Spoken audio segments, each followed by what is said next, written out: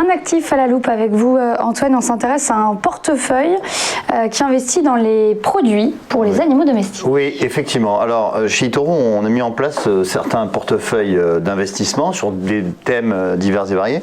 Là, la thématique, effectivement, peut faire sourire au premier abord parce qu'on ne connaît pas forcément cela énormément chez nous en France.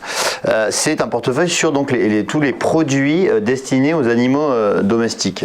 Alors, le marché mondial des animaux domestiques est assez important puisque on a référencé dans tous les produits qui sont destinés aux animaux, que ce soit nourriture, santé ou même nouvelles technologies. C'est un marché qui pèse aujourd'hui 200 milliards de dollars, qui est estimé à 2026 à 300 milliards de dollars.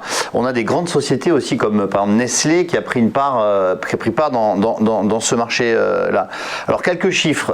Aujourd'hui, il y a 50% de la population mondiale qui possède un animal domestique.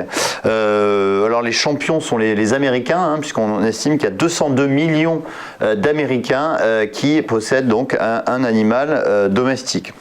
Ensuite, quelles sont les répartitions aux États-Unis? On a donc tout ce qui est aliments, friandises pour animaux domestiques, c'est 36,9 milliards. Les ventes de produits et de soins vétérinaires, c'est 29,3 milliards. Tout ce qui est fourniture, animaux vivants et médicaments, 19,2. Et puis aussi tout ce qui est toilettage, promenade, garde d'animaux, assurance, ça représente 10,3 milliards de dollars. Alors ensuite, on va passer à la composition du portefeuille. Alors ce portefeuille est composé d'une vingtaine de sociétés. On va trouver des sociétés comme Chewy. Alors Chewy, c'est une société qui est fait de la vente de produits essentiellement nutritionnels pour animaux, mais c'est une société qui a énormément progressé en bourse et qui représente d'ailleurs la plus grande pondération du portefeuille puisque c'est 6,67% avec une performance de 15,37% depuis le début. Ensuite, on a des laboratoires comme Merck aussi, laboratoire américain.